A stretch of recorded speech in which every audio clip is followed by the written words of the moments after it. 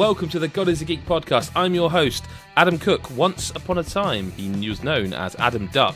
If you follow me on Twitter, you'll know what that means. Everyone else is just going to think, what a really strange introduction. And really strange introductions is what I do best, because that way we can say, hi, Chris White. Hi, Adam. How are you? That was a really bad one, but it was. That's the thing. It was that bad, it threw you off. That's how weird an intro it was, Chris. Well, I thought you were going to go really weird, and I was slightly disappointed. So, yeah, it was weird, but also disappointed. What did you think I was going to say? Well, I was expecting a bit of a build-up, to be honest. Oh, okay. I thought you had something in your head that I was going to... No, I just thought I deserved better. But hey, listen, you did, but the tone of this podcast is different because we have got the king of food himself, Adam Carroll, with us. Listen, I'll take that title any day. Well, you kind of don't have much choice. I've given it to you, so... But listen, there's a few people out there who like it. They want that title as well, but, there can only be one champion, I think. There can, but I've got a complaint, Adam. Do tell. I've got a complaint. You are now we have a little group for the podcast to arrange, recordings and stuff. Behind the curtain, this is such exciting information. And Adam Carroll, I'm disappointed because you are now sending us your weird foodie proclivities in this channel and wasting it, and that means you can't do it. It's for the listeners, man. You cannot waste this gold on listeners. Well, I was thinking, right, before I explain what I did send to you, I actually think this is it's an early opportunity just to say that, like, if you became like a Patreon supporter as well, yes, I could go forward and send these things into our Discord channel. If you want to be part of that, there can be beautiful recipes. You do realise that now you have to do that. That's you have fine. to send the That's two pictures. I'm okay with fine, that. Cool. Okay. Yeah, so this week I decided to send along to you, lovely gents. Do you remember the Fast Show? Do you remember the Fast Show? I Jesse's do. Diets. You just went, this week I have been, and I just thought. Sorry. This week, though, I was sitting there with my bag of cheese and onion crisps. And I was like, yes, these are delicious, right? These particular ones were delicious. They're an Irish brand called O'Donnell's. And, now, I want to stop you there. They look like they would be, I'm going to say they look like they would be kind of kettle chips.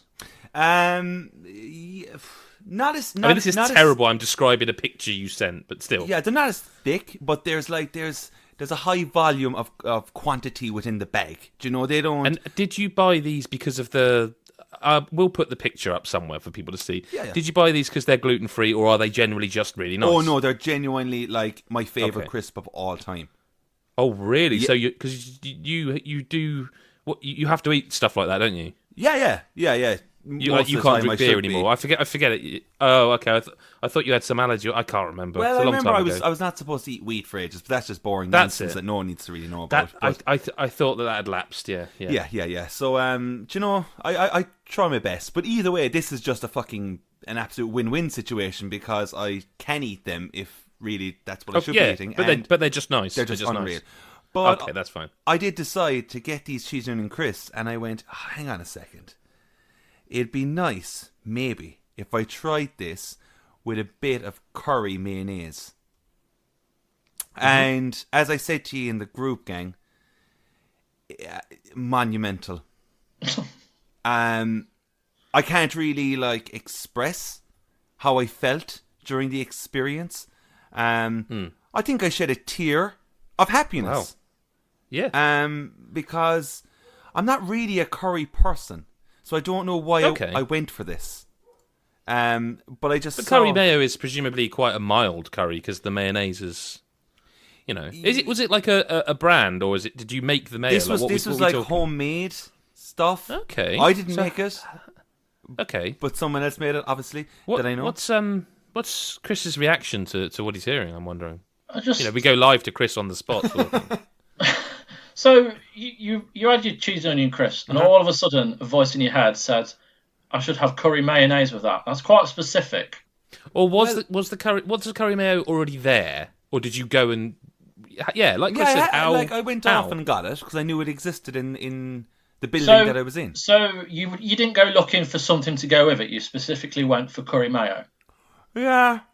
And do you know what? Now that you say that, I don't really know... Yeah, I don't really know why my brain thought that. No. Right, so maybe this is something we need to capitalise on somehow. Like you like Ratatouille. You've got a gift I think It's we in should. his beard, though. I think we should. I think we should That would be like. amazing. We should try these kind of things. I think we should actually try them. I think it's worth it. I don't know. But would other cheese and onion crisp brands work? See, I don't know because the cheese And textures and stuff like it's McCoy's. the texture, and it's like it's mature cheddar that's used on these ones. Oh, so okay. There's a bit of a. See, I'm gonna shock you. Do tell. I think you might notice that in the group chat, I didn't really react. No, not at all. I think that sounds quite nice. And I don't know if that means I'm broken or you're broken. No, I don't think it's not a terrible idea. lads, you're just you're just coming to your senses. The more alarming thing only is with this. Yeah, only with this. Like no one's sort of doing like feeding birds with Pringles. The one thing I had a concern about was the second picture, the one I referred to earlier, where the packet of crisps and the empty pot of sauce. Yeah. It kind of looks like there's just some grass in the bowl underneath, and I was worried that you'd sort of. Well, look, know, I am just vegetarian, so grab some- sometimes I might yeah. just munch on a bit of grass outside. You know what I mean? That's kind Yeah, of how it is. yeah. But I just want to quickly say as well, I did try something else that didn't work out. I kind of was having a cheese sandwich. Again, yeah. So the sweet corn was out as well. I only put a small bit of sweet corn because of what I was actually. You're learning. Yeah, but I only did it because of what I was putting into the sandwich God. next, and it doesn't work. But I did try marmalade With what? with cheese and sweet corn. Oh, go fuck yourself, man. Yeah, I was. Come on. I'm all right. Yep. Okay, I'm not broken. No, I agree. Like, I respect the criticism. Sometimes it can't always yeah. be. You have your ups and your downs in life, and that's just what it is. It's all learning. Like, I mean, there's no way that's going to taste nice. There's sweet you corn. don't know, man. Like, Well, it's just marmalade, full stop, really. There's too much layered on. marmalade's It's almost an impossible layer of fillings. That well, have you tried? That's absolutely superb, Chris. Because I had another one. But Adam sort of continued his food sort of. I think it was so smooth he didn't even notice. No, he didn't. He didn't notice the Impossible Lair. No, layer. I mean, it's a good one. It's a good one. Yeah. I was gonna just basically say something that didn't work is Yooka-Laylee, but yours is just far better. Well, that's absolutely. I just brilliant. Take over, Chris. Excellent. Bless you. Yeah. So Yooka-Laylee and the Impossible Lair is absolutely. We should talk about games at some point. We should. We could always come back. We've got we can come some back. questions in the old listener correspondence. True. But Yooka-Laylee and the Impossible Lair, incredible game. Yes. I absolutely adore it. Right, let's get back to food then. We've settled that. And that there you go. That's it. It is right. It is genuinely. So Chris and I both played this, and I forget. Did you? You didn't. I think I disliked Yooka-Laylee more than you, didn't I? Or, I can't remember. Did you play it? I played it. It was there was a lot of issues, but I'll tell you what. Just quickly, there's for everyone that's listening. There's an interview that I did with one of the designers on Yooka-Laylee 1 and 2. He works at Playtonic. And he explained a little bit about how they struggled originally with the first one, because obviously they were forming a studio, so their focus was everywhere, whereas there's a solid company now, everyone's hired, they know what they're doing, and then they could be able to focus solely on this. So I think that's not an excuse, it makes sense. It makes sense. Did Adam? Did you play the Yooka-Laylee in the end? I played a bit of it, and I can't say that I was like opposed to it. I just didn't really have much interest. Okay, so I strongly disliked the first one, like strongly. Yeah. Kind of the more I played it, the less I liked it. But apparently this is a different story altogether. Like this is being so it's not a sequel. It's literally just a completely different. It does refer to the past events quite a bit, doesn't it? It's like it's kind of a standalone. Really, it's Yooka-Laylee on another adventure, basically. So, but obviously they've completely changed how it works. So it's a 2D platformer. The levels are 2D platform. It's Donkey Kong. Yeah, I don't mean to be reductive, and I say that because I liked Donkey Kong. But Adam, you've played Donkey Kong and the Tropical Freeze. Of course. It's that. It's good. Perfectly fine. That sounds fantastic. Well, I'd actually say it may be better. Whoa. It's more like Tropical Freeze on Switch, where the difficulty was a bit better because you could tailor it. Yeah, this has just got a good balance throughout, but it is one of those games, and it's just great. And there's so many like little ideas that they put into it that make it work. So like the levels themselves, you've got a wide variety of levels set across different environments. There's loads of different obstacles, enemies. It's that kind of thing you expect. However, the thing that tethers all the levels together is this thing called the overworld, which is like a 3D kind of top-down isometric side thing where you walk like you play in kind of like Link's Awakening, where you're looking down on it. And there are puzzles within the overworld and things to do, and you can complete mini puzzles or missions, and then by doing so, it changes one of the levels. So, for example, there's like a dry river. There's no water in this river, and then you can activate something that pours water into the river and then over one of the levels. So then you can jump back into that level, and now it's like flooded. There's ones where you can let a load of enemies in, loads of like these things that run at you, like as opposed to going through the level relatively relaxed. There's one that makes it windy. There's all sorts of kind of little additions that you can then play through the level again, and it's changed. It's not even the same structured level. It's completely different. So they've put in a lot of work into making that kind of like a nice new feature. The Impossible Lair itself is available at the start. However, you basically, by completing the missions, you collect these bee guards, which will then follow you into the Impossible Lair and acts as like a shield. So the more you collect, the more times you get injured in the Impossible Lair. One of them will disappear until you've got none left. So obviously, the more levels you complete, the more of these you get. And the Impossible Lair is like, it's not just a name; it's pretty tough.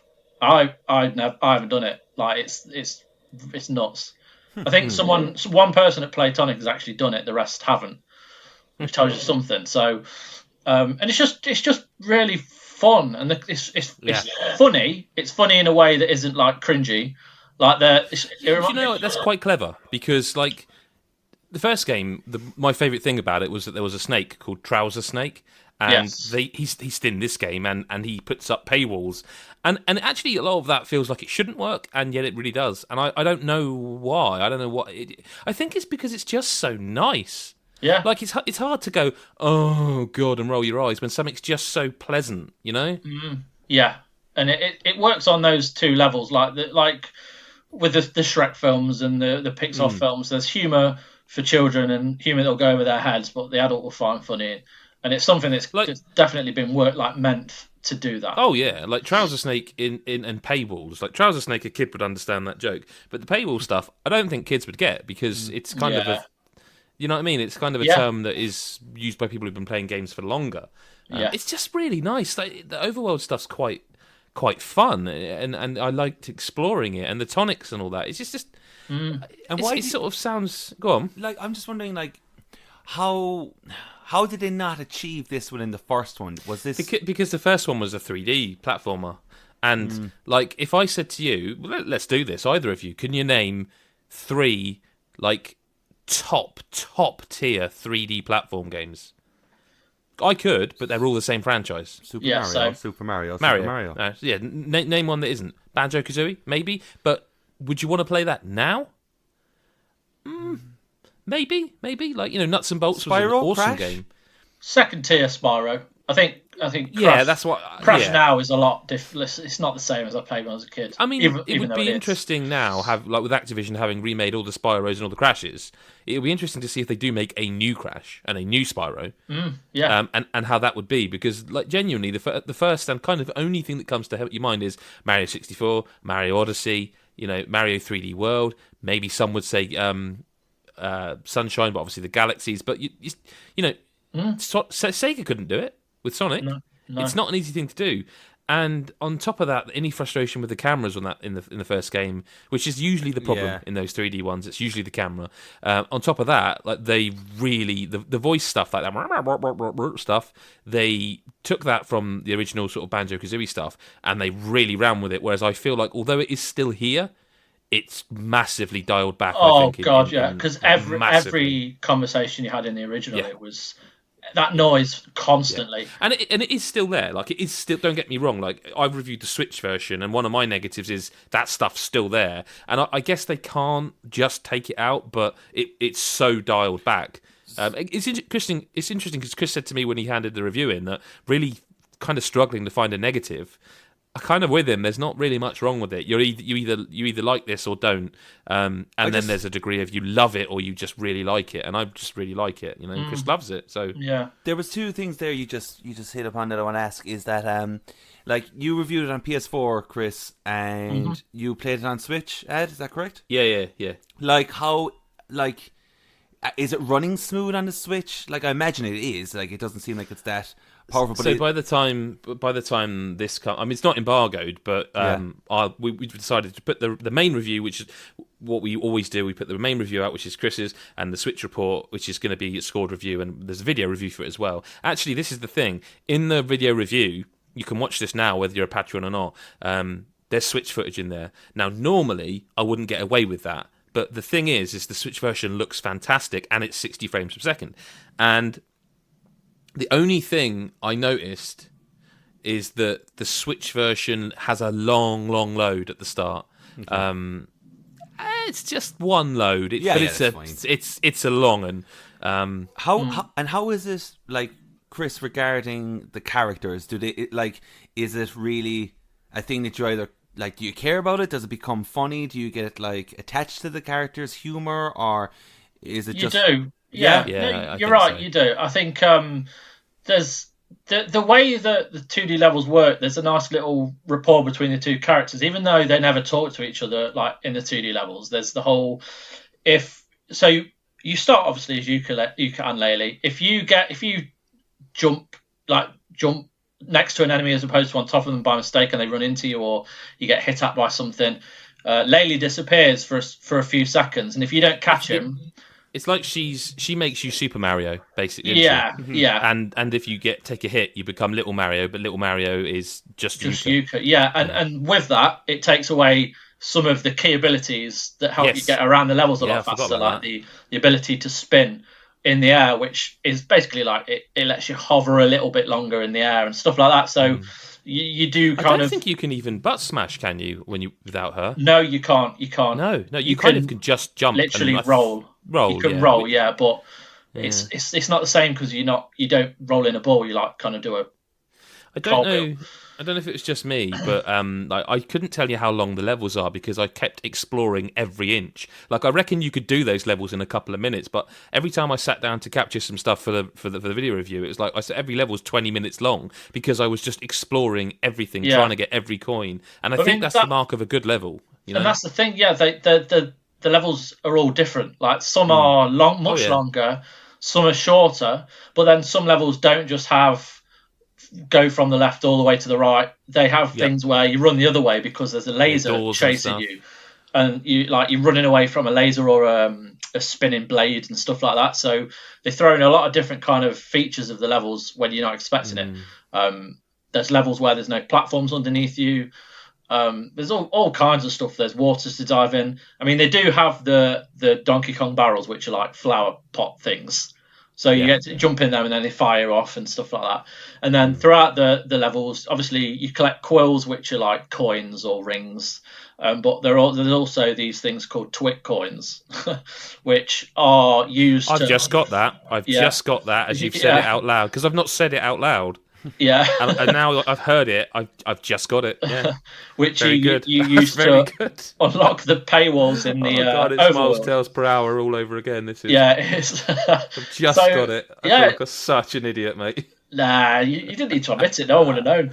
No, I'm an honest man. But yeah, I'll edit it out. No one will know. I think it's a fantastic little game that I was not expecting to like as much as I did, and that's brilliant. You know, this will be a game I will be mentioning in the Game of the Year pod, definitely. Like, do you know what? I'm with you, I think. Yeah, it's a wonderful little game. Games, it's weird though, like, because I know I've spoken to people who are like, yeah, I really didn't like that first one. Nor did I. Like, this completely washes away the memory of that first one. Not in because the thing is, I always wanted to like the characters. Like, I saw them tweeting like they're to celebrate, they're putting a plushie out, and I was like, I kind of want that plushie. Yeah, kind of want that plushie. Yeah, same. Because the characters are adorable and they're lovable, and like you could. The thing is, now I can see, shit, you know what? They could go the Banjo-Kazooie with this. They could do anything they want because they've already made, all right, they're platformers, but they've made 2 completely different platformers. So they could make a kart racing game next, or they could do like Nuts and Bolts next. Yeah. And they've got the characters. Yeah. Like They've got a lot of them. Not just Yooka-Laylee and good old Trouser Snake. Yeah. There's quite a few. So it's just, man. I reckon you should definitely give it a go. Yeah, I would really. I know it. Like I know that. And to be honest with you, most of the games we talk about this week are games where people are going to be like, "Yeah, I'm interested," but hey, there's like 300 other games to play. So you're not going to like me for saying this, but Yooka-Laylee and the Impossible Lair, you really. Look, watch the videos, watch the Switch video, find someone who's streaming it, have a look at it. They made good water levels. I don't know what to tell you. The only thing is what you're really not going to like is that Chris and I are now going to talk about another game, which you may not have even heard of actually, but wow. I played a prototype of this game 4 years ago, and it was the most basic thing. It was the art style was there. Okay, it's the same art style. They've had that. It's the people who did Skullgirls. If you remember that game, that is a gorgeous fighter. The prototype was bare bones. I don't even remember the combat system being there. It might have been, but it was definitely only one character. Indivisible. 4 years after I played that prototype, I sort of booted it up thinking, what's this even going to be? 2 hours later, I had stopped, because I had to stop. Chris, Indivisible. It's just. Your review. Your review will be up by the time. Yeah. So this is we are recording quite in advance for scheduling reasons. Try and describe this game. Right. So it's a beautifully hand drawn, anime inspired art like from a visual point of view. It reminds me of Shantae. Yes, and, it does. That sort Very of art bold, style. But it's not bold that. colours. It's so. Describe the gameplay. Try and right. Okay. Explain what you do in this. Between fights, if you do you know what Wonder Boy? If you ever play Wonder Boy, you're running live. You're running to the left or to the right. And you can dash to move faster. To jump up walls, you basically jump so there's a wall in front of you and then a wall a little higher up on the other side.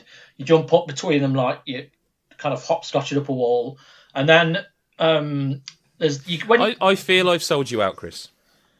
You weren't prepared for this question. I didn't tell you I was going to ask it. No, I know. I knew I was going to ask it. I think I've got it. So if you want me to just give you the sentence I've written down, yes, I actually wrote down. Okay. Please. This game is a turn-based RPG that is also active time and a Metroidvania. Madness. Beautiful. And that's exactly what it is. On paper, I've put it to the side, but I've got a bit of paper here. I read that and it's like, someone's just made my ideal game. Because, like, it shouldn't work. The only negative I've got so far, and we'll get into this, the combat is fucking brilliant. But it can get so busy, I feel, and again, I'm 4 or 5 hours in, I feel the combat gets so busy that I feel sometimes I'm losing a bit of control. Now, I don't know how long it is. I know that there's a lot more characters I've yet to find, so I think I've only got half the characters.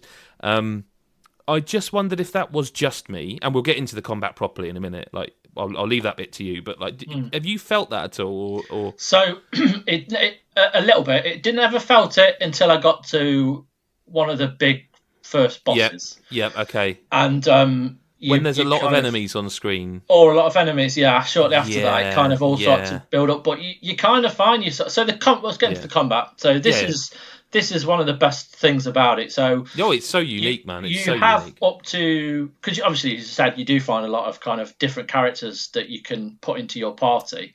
Yeah, Chris. And how do you store those characters, Chris? Oh, fucking hell, man! Come on.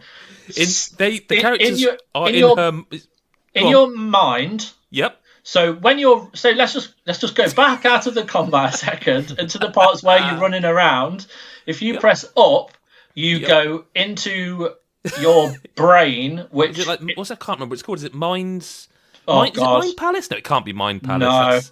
No, it's something like that though. That's where I go when I forget something. I go into my memory palace. But you can literally go into your head, can't you? But you go into your head and then you can go and talk to them there and pick them up and whatever. But let's go back to the combat. So you've got your party. Each person you have got party different of 4 abilities. So you can find someone that's a good healer so that you can put into your party to help you out that way. There's someone who uses magic, someone who uses like their sword. There's basically it's finding a balance between. There's one of them with a whacking great bird. Healer and mage, yes, yeah, and the way you fight is you can control all of them at the same time if you want. Yep, directly. And at the very start, you've got one spot underneath your character which has got their button prompt. So there's like a character with a square underneath them, a character with a triangle, a character with a cross, and a character with a circle. So I can press a square, she'll go and attack. Then I can press a triangle straight after, he could go and attack. If I decide to do a different attack, I can hold down and square or up and triangle. Or if I want to use my mage to fire at the enemy, I can press X. And then there'll be a point where they'll get an attack. They can come and run at you. And if you use your block button at the kind of precise moment. It's got it's that South Park style, isn't it? Yes. Where if you tap square when they're attacking your character who is assigned to square at the right moment, you reduce the damage. Yeah, absolutely. So it's all about timing and using your attacks efficiently. And then if you get a lot of attacks in, you've got kind of a special bar at the top. If you hold R1 and then use one of those button prompts. Indie? Is it Indie?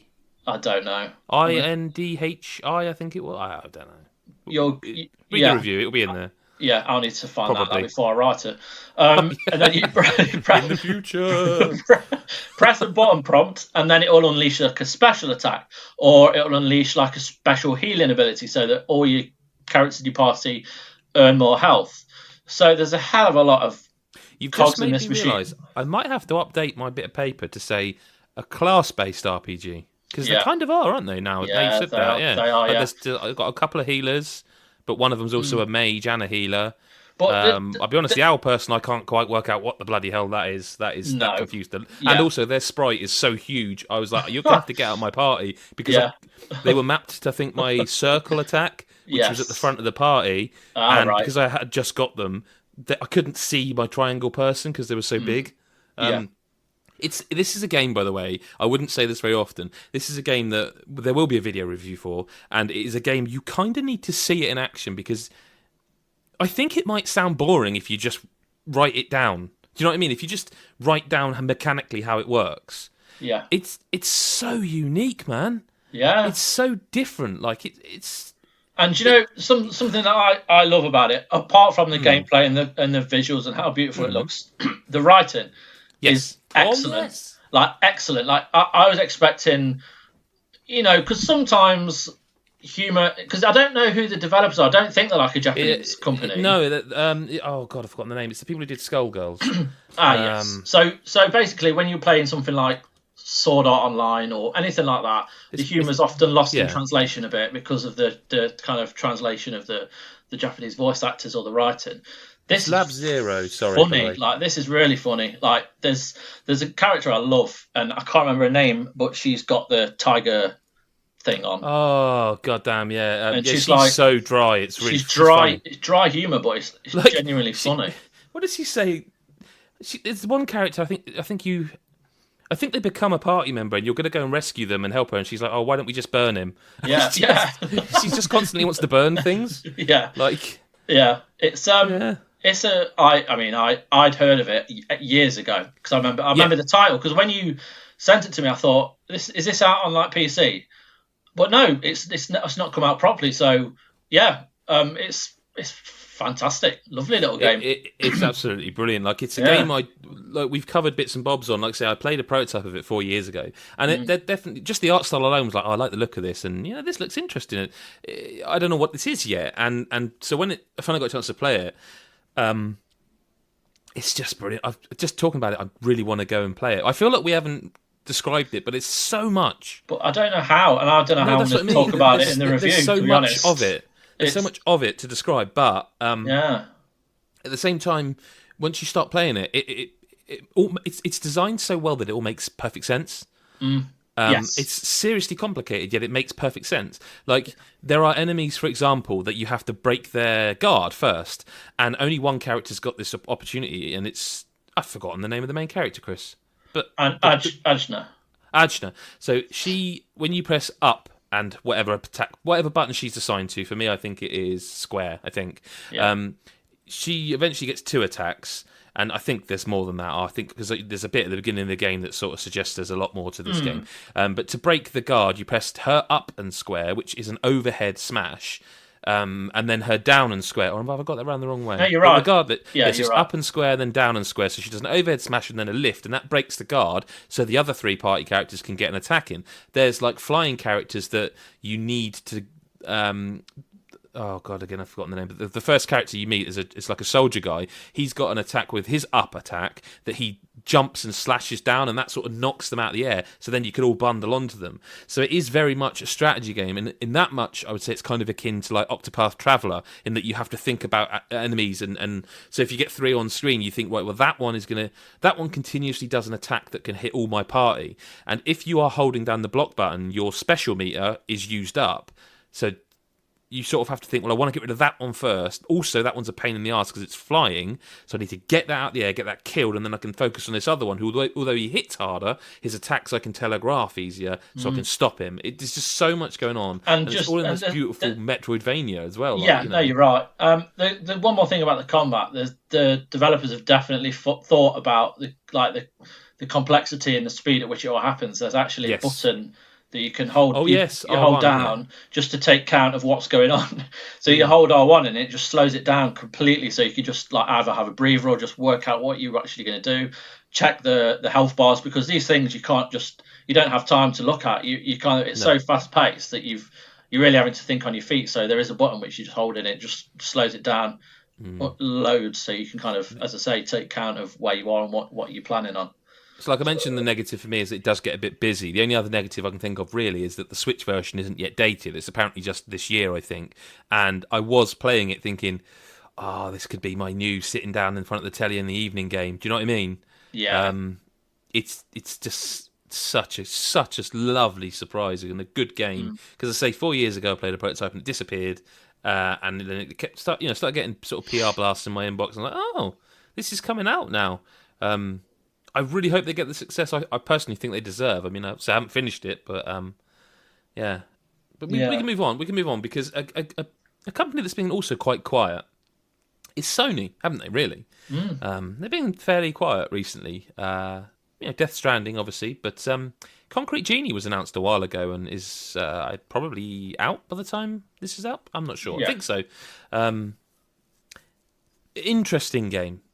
I'm keen to hear about this because when was this announced? 2017? Yeah, I think it was only last year, wasn't it? I think it was at the Paris showcase or something, if I'm correct. It might be. Yeah, Paris Games Week 2017, yeah. Yeah, like... a couple of years ago. Like, I don't know where I stood with this when I first saw it announced, but... It's good. It's really good, actually. It's just very different. I sort of difficult to talk about because of spoilers. Yeah, kind of. Like I'm not going to say much, but there's very much a point in the game where things change, and I don't want to spoil it, but I also think it kind of makes the game that bit more interesting. But I really don't want to spoil it because to me, when it happened, I was like, oh, this is not what I was expecting. So to spoil that would be kind of horrible. So I'm not going to. It's beautiful looking. It's glorious looking. You are. I mean, you can turn the motion controls off. I finished it and didn't.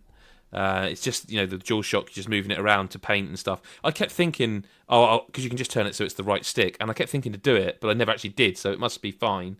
You're going around the world basically trying to avoid bullies and bring your genies to life on the concrete, and they're puzzle solvers. Like the first one you get is a fire genie, and it can burn like tarps. So if there's a door that's blocked by wood and a tarp, the puzzle is to get your genie round to there, and it will burn the stuff away so you can go through to the next area. and you're essentially going around beautifying a town, a port town. And it sounds like I'm really unenthusiastic, but it's because I can't. I can, I suppose, but I don't want to spoil it. It's just the right length, personally. It's got VR, which I haven't tried yet. I don't know if Chris, have you tried any of the VR yet? No, not yet. I don't know if it's the whole game that's VR or what. I think it is. I think it is. Yeah. See, I'd like to. Like I say, the latter stages. I'd love to know if it is in VR. That's. Yeah, I mean, maybe, I don't know, maybe they put you on rails or maybe you warp around, I don't know. I mean, what were your early impressions? I'll tell you what would be amazing if you could use your controller to move around, and then you, like, when it comes to painting, you just hold the controller like a paintbrush, and I don't know. Anyway, that's probably what it is. But go on. No, I was just going to say, like, when I started it, there's a lot of kind of walking for a brief second and stopping. Yes. And walking and stopping, and I was kind of like, oh, please don't, kind of just let it flow a little bit. But then it doesn't take long before you find a stride with it, and you kind of like this lad is an outcast, and he does get bullied, and the kids, and this is in the trailer. The kids finds his art book where he's done all his doodles and his painting, and just rip it up, throw it out over this balcony into the city, and he's obviously gutted, and they kind of kick him onto this tram, and he goes off, and it starts off with you, as I say, with you starting, but it explains the story a bit, and it takes a while to kind of get used to what you're supposed to do, but it's an action adventure game where you run around and you as you say, you find the genies, which are little kind of monsters, and you can paint them, and you've got a bit of freedom in how you do that, and you kind of unlock different aesthetics for them. So they might have a horn, they can have bunny ears, they can have different tails, that kind of thing.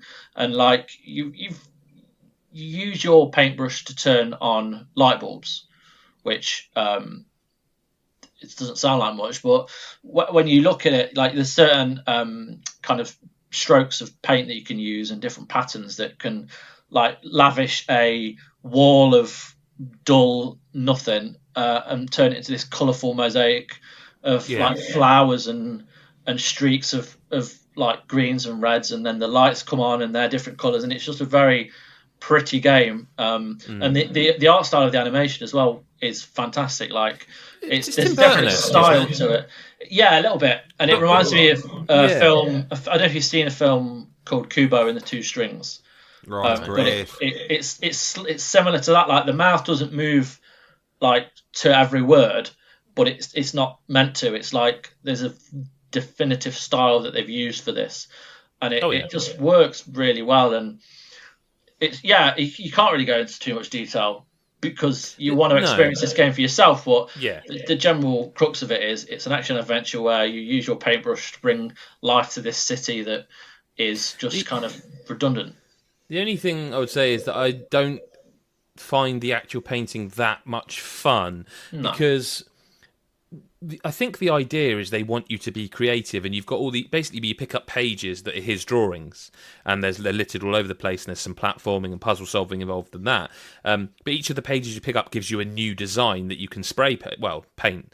You're not spray painting. I'm thinking of Delsim Row from Infamous now. But no, you can. So you go to these points and you press something R2, and basically you get your paintbrush out and you pick one of the designs, and there's 4 pages that you can pick from. Something that's like 30 plus designs or more, in fact, I think.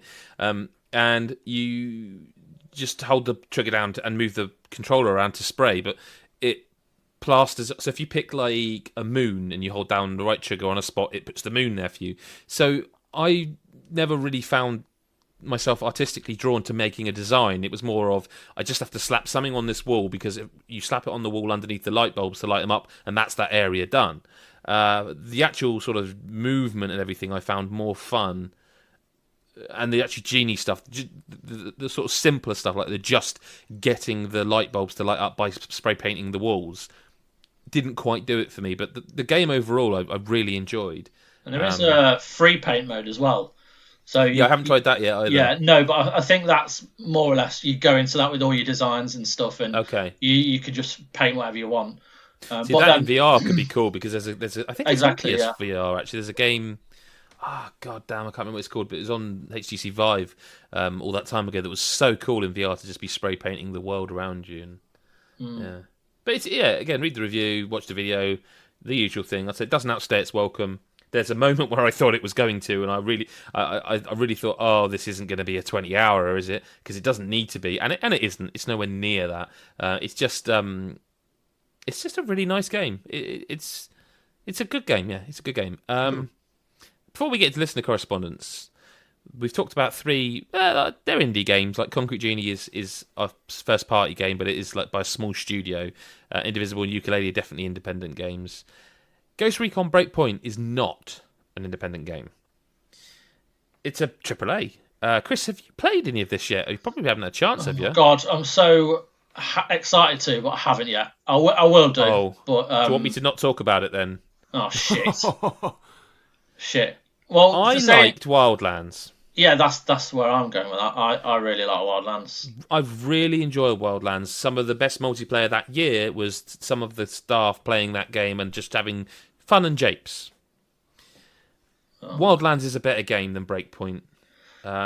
This is what I'm actually seeing, and this is kind of like a lot better. Like a lot of people seem to be like, Jesus, there's a lot of stuff in this now that they're just not into. Well, you said there's a lot of stuff. So you know how I think it was around Far Cry 4. People were having a real dig at Ubisoft, saying, "Could you stop with I open my map and there's a million things on it." You remember that? Yeah. And people sort of stopped doing that. The devs on Breakpoint didn't get that memo. Like you open the map and it's like, whoa. Now, maybe that's a good thing. Loads to do. So it's so serious in tone, like so serious in tone, which can work. Like Red Dead Redemption 2 is totally serious about its fiction. I don't know, man, about this. Like, it starts off, you're shot out that you're all everyone's seen the trailers. You know what it is. You're going to discover what's going on in this archipelago. You get shot down, and I guess the breakpoint thing is, well, you reach your breakpoint or something. I don't know. You're the only survivor of your crew, you think.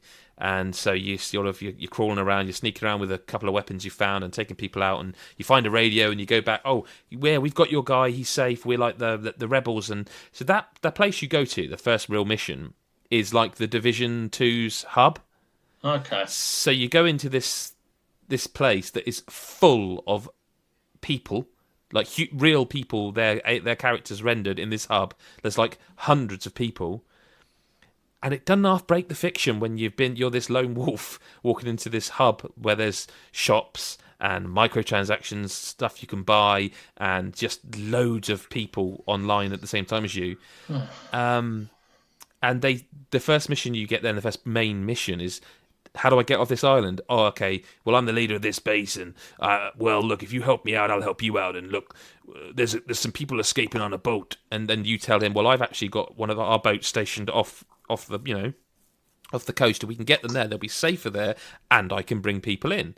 Oh, okay. Well, I'll tell you where the boat is if you promise to help. So again, the mission is, how do I get off this island? You walk out the door, and there's a helicopter there for you to get in and fly to the boat. And it's like you haven't thought this through. You've tried to make it feel like a lone wolf. I've gone to a hub where there's everyone online, and then I've got in a helicopter to fly to my mission, where you then see them go off on a boat and they all get killed in the boat. And it's like, oh dear, okay. And then this was pre-release, then the Ubisoft servers were shut down for maintenance for 15 minutes and I got kicked out in the middle of a mission. And this game does not need the fucking hub at all. It doesn't. The thing they've taken out of this game is the AI. So in Wildlands, if you didn't have 3 friends to play with, you had a squad of AI, and it was a bit like Splinter Cell, where you could just go, press up, mark them, and it was the win button, wasn't it? Yeah. That's gone. What? So you were either playing on your own, or with your friends, or with strangers you've grouped up with. Oh, no. Yeah. Nah. Like they've said apparently they're going to be patching it later. I don't know how I didn't notice this before. But what this game is, And its biggest mistake, the biggest, and the reviews aren't up yet because obviously it's a live game, so no one's really published a review. But this will get savaged. This game will get savaged, right? And the reason it will get savaged is one simple, silly mistake. If they called it anything other than Ghost Recon, no one would have a problem, because this game is not Ghost Recon. What this game is The Division on an archipelago. This game is The Division 2. It is that game again. It is that game's systems. They've added, the Assassin's Creed. What was the last Assassin's Creed game? Odyssey. Was it Odyssey or Origins? Odyssey. It was Odyssey. So with I'm not sure which one of those two, but they added the game modes where you could be guided, which was kind of standard, or there was like exploration mode where. So in this, they've taken that thing from there, so you can have. You can choose which one you want, and that's always good to have choices. But the bottom line is, for me, is this is a game that I'm absolutely sure will get better and better and better, because Ubisoft are very good at doing that, and I'm a big fan of Ubisoft's games usually, but I played this and it left me so cold, because I just thought to myself, I'm never going to be able to find the time to play with my friends as much as I want to. I don't want to play with randoms, and this game doesn't feel balanced for me to play solo. It's got all the stuff it had before, like you got a drone, you can fly around, mark people, but you ain't got that squad to help you out, and it's pretty mad. Like, it's pretty mad to hear this, considering how like people enjoyed Wildlands. Like, I enjoyed Wildlands. Chris enjoyed Wildlands. Yeah, like a lot of people were like, yeah, it's actually kind of fun. Like not groundbreaking, but people did enjoy it, and it seemed like they just needed to build upon that, such as like what The Division has done, because The Division 2 this is The Division 2, man. I'm telling you, I cannot stress enough. This feels nothing like Ghost Recon to me. This feels like The Division 2 again, but in a different setting, in a more sort of Ghost Recon-y setting. But that's not what makes Ghost Recon, is it? No. I would like to say I will play more, but honestly, I don't think I'm going to, because it just felt like it was trying to make me not want to, really. Mad. I'm quite disappointed, because Wildlands was one of those that got a bit shit on at first, but as they updated it, people came around. I know Chris and I liked it from the start. Excuse me, and I'm sure that there's the fun to be had if you can get together with friends, but it's just systems on systems on systems on systems, and it feels detached in a weird way. Like I'm sorry, I'm not a fan. I'm not a fan. I'm sure some people will love it, but I think I'd rather play The Division 2. The Division 2 is just a better game, it feels like. Excuse me. I just don't understand why Ubisoft are not like just scrapping the whole opening the map and seeing just like oceans of icons everywhere, because it's just bizarre. It's just like they just don't. It's like, this game is the only game we want everyone to play forever. Like, this is what we're doing here, and this is why this is there. But like, in a podcast where we have talked about Yooka-Laylee, Indivisible, and Concrete Genie, 3 indies essentially that do things that you're like, oh, this is different. This feels like the absolute antithesis of that. It feels like they don't know The Division 2 exists. Is there like? So it sounds like it's going to take a lot of like patching and taking because out it's certain not broken. things. It's not well, broken. It's not broken, yeah, but maybe just like getting rid of certain aspects of the game to improve upon, because mate, I don't know where you'd start. I don't know where you'd start. It's not broken, and it's not like, oh, this is bad. It's just not fun. I want my AI buddies back, man, to be honest with you. I just kind of feel that this is what happens. This kind of game, almost. It just takes a bit of time. It's always like, it will. It'll get there. What was Siege kind of similar in terms of? Siege was good when, again, this is revisionist history these days. Siege was always good. It's got better, but it was always good. I don't know. Let's not dwell on. I've not played enough to give definitive impressions, but I would like to play some with Chris and see if that changes it. I know, like, Mick Fraser's reviewing it for us, and he's enjoying it more than I am. I just feel so let down by it, actually. But But let's raise ourselves up and do some listener correspondence. The ever brilliant Thomas has chimed in with some questions, among others, this week. We are on a bit of a time limit today, so we'll get through as much as we can, but we might save some of these for next week. Let's start with this one. Thomas's question: what music do you turn to when you need to dig deep and find some resilience to power through a tough time? He says he always goes for Pink's Try or the Script's Superheroes. I'm just going to jump in and say straight away, still to this day, it's the Menzingers and it's the Songlookers. I think that's just one of those tracks that always just pulls me through. There's loads of tracks like for this kind of mood, but that's the first that comes to mind. One that I would say comes straight to mind is Jimmy Eat World's 23. Great song. Only listened to it yesterday.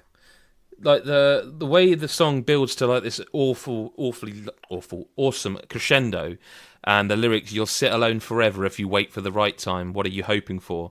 I'm here right now and I'm ready, holding on tight. Don't give away the end, that one thing that stays mine." Like that last thing, don't give away the end, the one thing that stays mine. People will shit on you throughout your whole life, but you can't give away the ending for me because that's mine. That's mine. The other thing as well, from the same band, just want to make sure I get the lyrics exactly right. It's one of my favourite. Is also Jimmy Eat World, "The World You Love." There's a bit that as the song breaks down before it comes back in with like this massive like double hit of a snare and bass drum. It doesn't seem there's hope for me. I let you down, but I won't give in now, not for any amount. And like it just then boom boom, and it comes back in, and that lyric, "I won't give in now, not for any amount." That always reminds me who I am. Always reminds me that no matter what I'm had thrown at me, I will not lose. You will not beat me. I will keep coming back. That's who I am as a person. Everyone has downs, and everyone has down times. But that moment, that lyric defines me. Mm-hmm.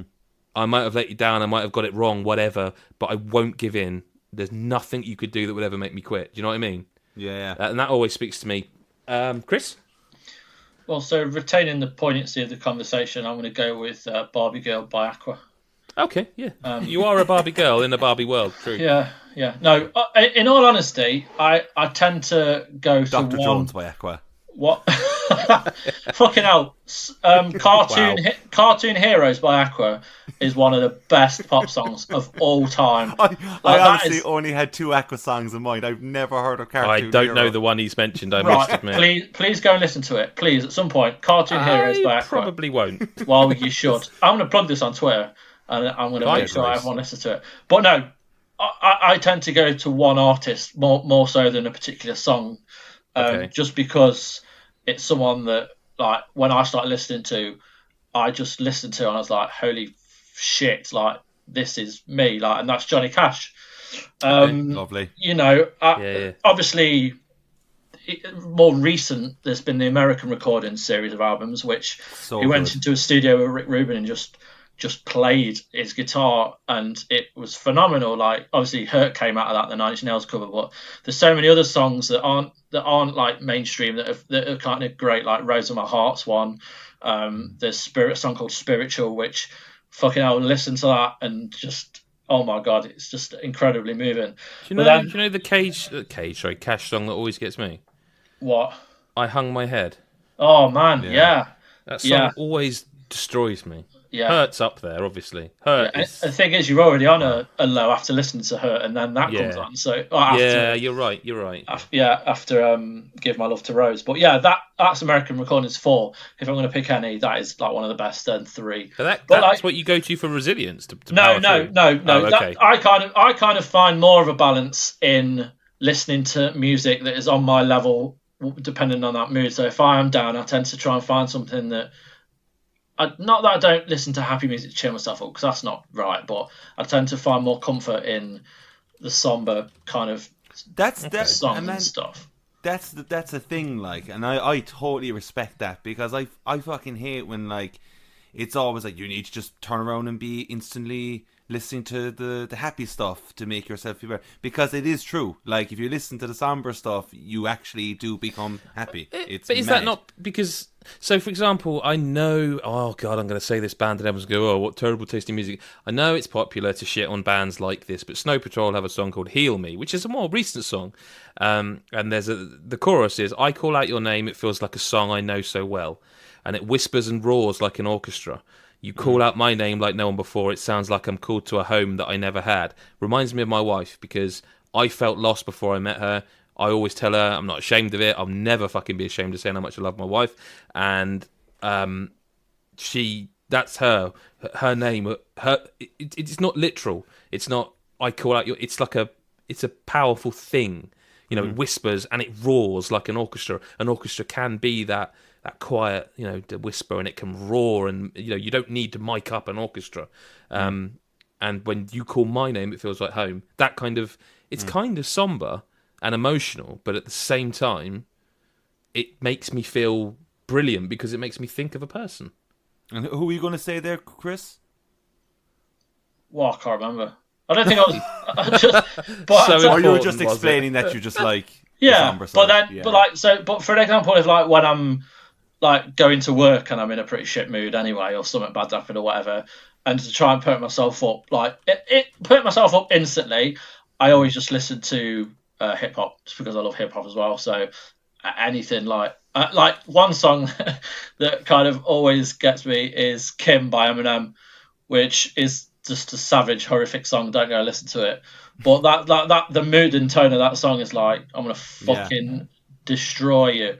So that kind of picks me up. But like, I love anything. But yeah, I thought you might be a big Linkin Park fan. Yeah, I love Linkin Park. But then there was a period where, like, the first few albums, like Hybrid Theory, I listened to loads. I can't even remember. I think the next one, the one that had Numb on and all that. But then I didn't listen to them for a while, and then I listened to One More Light, which was the last album they did, and it was like one of the best albums of ever of anybody, any band, any artist. And then he kills himself like 3 months later, and it's like, oh shit. So that was tough. But that's a fantastic album. One More Light. That's another album I'll listen to just on repeat, and I have done since it came out, just because it's fantastic. Really uplifting, kind of, yeah. Oh God, I'm going to talk about it. I'll try not to. But there's one song called Invisible, which is about Mike Shinoda trying to help his children kind of get used to growing up and how everything doesn't always go your way, and it's trying to find a balance. And it's so weird listening to that kind of song about that kind of theme when they were talking about all the kind of shit they did when they were writing Hybrid Theory. Like, it shows their growth as people, but as well as songwriters. And yeah, man, that's a good album. One More Light and Johnny Cash, boom, there you go. And you have again another Snow Patrol song called Open Your Eyes. You know that song? Oh man, that's got some memories. That's some point. But you talk, because it's yours. It's you. No, but there's just a few lyrics in there that I've always felt like, I don't know, like, so the second verse is, the anger swells in my guts and I won't feel these slices and cuts. I want so much to open your eyes because I need you to look into mine. I always feel like there's a lot of people in this world that walk around with their eyes shut, literally, like just not seeing what others see. Like, it's okay to feel down. There's a lot to feel down about. There's also a lot to feel up about. But like, I'm a big fan of the Manic Street Preachers, and I wouldn't say there are any of their songs that do that to me. I don't think. There are, because they're my favourite band of all time. But a song recently by a band I kind of liked but don't love is the 1975. Now, they're a band that are quite radio friendly generally, aren't they? Like, Adam will know them. And they've got a new album out. I think it's next year. Is it December or January? No, it's either late this year or early next year. And it's like 20 tracks, which doesn't surprise me because the first track's like 2 minutes long, and it's called People, and it's the least radio friendly thing you'll ever hear. It sounds like the Manics used to. It's full of jagged guitars and just screaming, and it's a great song. It's an absolute superb song. And do you know what? I have wondered for 15 years when a band would write a song like this, because when I was growing up, I had the Manics, who were political and angry about just their, on base level, it was they were brought up in a miner's town and it was all shut down. You know what I mean? And I feel like there's loads of good music, but no one is angry, not proper angry. Like it's fake. This song's angry. It's not angry. It's raging. Like, I don't know, man. Like, there's probably more swearing in that song than of any song I've ever heard in my life. Listen to it, but probably put headphones on for that one. Anyone got anything else before we move on? We could talk. We could do a music podcast quite. Yeah, we comfortably, could. We could. Yeah. Jesus, I mean, like, want to get started. Mystery Jets. I've been talking to you two about Mystery Jets. I've never really heard much of them, and yet I've discovered them. Believe it or not, via the radio. I had the radio in the car on, and this song comes on with like these rocking guitars. I'm like, okay, this sounds cool. And I've got an Apple Watch, and I literally said, "Hey, S word," to my watch. Remind me Mystery Jets in 15 minutes because I know I'll be home. And I got home, looked it up, and they got 4 tracks off this album. One's about the NHS, one's another political song, one sounds like it's about mental health. All 4 songs quite different in styles, like very much indie band, I suppose. But like Chris, you listened today. One's very rocky, and one's probably got barely any guitars at all in it. Like it's oh god, what is the song called? Which one? The slower one. Wrong Side of the Tracks. Wrong Side of the Tracks. Jesus. Yeah, I mean that and the other song I said to you, like the start and the end of the album that's not out yet, and it's like, okay, these are quite surprising. Yeah, that's going to be something special. I think it will. I kind of gutted. I got to wait till January to hear the full album, but it's because it was supposed to be out last week, but the guy had to go in hospital for some infection or something, so they put back the tour and all that. But let's move on. Nick Gillam, formerly of The Site, says, now I'm no longer writing reviews for God as a Geek. Can I request the next reviewer for Just Dance must record themselves and make it a Patreon exclusive video? I'm pretty certain that 4 years of reviewing Just Dance games should give me that right. I'm sure Adam was trying to kill me. So this is, I suppose, directed at me. The answer is no. I was trying to kill you, and we're not going to review them now you're not here. So it's pointless. I don't know. I'll have to find someone else to review Just Dance games. Mick Fraser, I think. David Ayers has a question. When is Gary streaming Twitch Sings? Hasn't posted in a while, he says. I blame FIFA. That's in our Patreon Discord. I don't think Gary's going to stream a singing song at all, is he? I doubt it. No. Lyle Carr. Obviously, it's got to be a food-related question. I'm going to cling on to summer and ask what is everyone's favourite ice cream flavour. He says he's partial to rum and raisin himself. Oh, Steve, raisin sounds horrible. You've never had it? I suppose I can't really say anything. I mean, I wouldn't. It's not my. I wouldn't have that. I wouldn't choose that. It sounds rough, though. You've never had it? No. Is this the first time you've heard of it? Yeah, I guess so. Wow. Yeah. I might put it in between 2 slices of bread and see how I get on. If you put some sweet corn in your ice cream, you'd be all right. Yeah, why not? Bit of marmalade, boom. Curry mayo. Yeah, no. Yeah. Oh, man, ice cream is one of my favourite things to eat and to talk about. I don't know if I can choose one. I think, like, recently, there's the Oreo, just a tub of Oreo ice cream. Oh, it's good, yeah. Top well, as in Oreo branded, like actually. Yeah. Okay. Oreo branded ice cream. I have seen that. Yeah. They do these things as well. Like there's like ice cream between 2 like soft biscuits. Ice cream sandwich. Yeah, they're amazing. They are. They're all right. They are. Yeah. You can get cookie dough ones of them. But Ben and Jerry's, obviously, I think. Right, but this is important now. This is important. No bullshitting here. This is important. What's the best Ben and Jerry's flavour? Either careful now. Right, either peanut butter cup or cinnamon buns. Cinnamon buns. You wound me, Chris White. You wound me. Well, I don't know, because you might say something and I've forgotten it, and then I'm going to say either like cookie dough or fish food. And absolutely correctly, I would agree with you there. Yeah. But hang on, actually. But if you can only have one, Adam, think carefully. Yeah, see, I will pull the plug on this podcast right now. I love the cookie dough.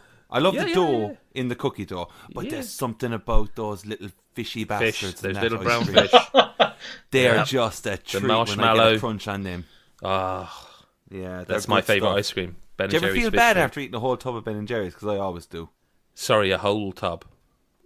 Because there's 4 of us in the house, so a whole tub it does 4 of us. Yeah, my family too. Oh, I have a tub. This is awkward. I haven't done it for a while, but I've eaten tubs to myself. I've never done that. It's probably like a fat bastard. How? But so am I, mate. Like, It's easy. You just stick a spoon in and shove it in your gob. Off you go. Don't stop. I mean, oh man, I don't think I could. I only ever do it. Afterwards. I tell you what, I only ever do it when they're like on offer. So if they're like $2.50 or £3, If they're buy one get one free, I have two of them. Maybe I should pop right. some on while I'm listening to Snow Patrol, and I probably would go through it. One more before we go. I forgot this one. It's food related. So, and you've just reminded me I had an answer for this one, so I can easily do this. Thomas also asked if you were to create and name a signature food dish that reflected your personality, what would you make and why? I haven't got an answer to that. The supplementary question, we have the full English, why not the full Adam Cook? The simple answer is no one wants anything that fatty in their mouth. I don't know. What would your signature dish be? Oh, fuck. Pringle sandwich, isn't it? Well, yeah. That's his personality in a food. Yeah. You know how Pandora's you know how there's a Pandora's box? Right. Yeah. Yours would be called the Adam's box. And it'd just be anything. I think that's a lot of fun. Yeah, no, I'm not saying it isn't, but that would mean you'd have like marmalade on rye bread and pizza with fish on it. Jesus. I agree with. Don't you think the disgusting things are just your remit? Fish, rotten. I Except agree. fish food. But what would your signature dish be? Would it be the Pringle sandwich? I don't know, man. It's like I'm gonna have to really think about that. It's a tough one to pick. But all I want to ask though, very quickly, right? If I put a blindfold around you, right? The whole of me. Because it seems like that's what you're suggesting. Just cover you. Just cover me in a blindfold. Yeah. And then I had 5 different dishes. Would you try them all? If it was up, No. and it's all me. Well, fuck you. No, hang on. Are you trying to be like a douche about it, or are you genuinely I'd genuinely be like, listen now, right? Okay. This is I would. You're gonna try it, and you're gonna probably go, "Oh my god, is that what I think it is?" And then you'd be like, "It actually works," because I think that's the only fucking way that this is gonna come out. The thing is, I don't know about you, Chris, but I would go into that with the best intention. But I imagine after number 3 with Adam's surprise dishes, I don't think I could finish it. Do you know what I reckon we should do? And for the Christmas pod, Adam should come up with a Christmas hamper of things that we should eat, and Chris, we should. Don't say this on Chris, continue, Adam. Don't say this on record. No, I would happily do it. I think the Pringle sandwich was fucking horrendous.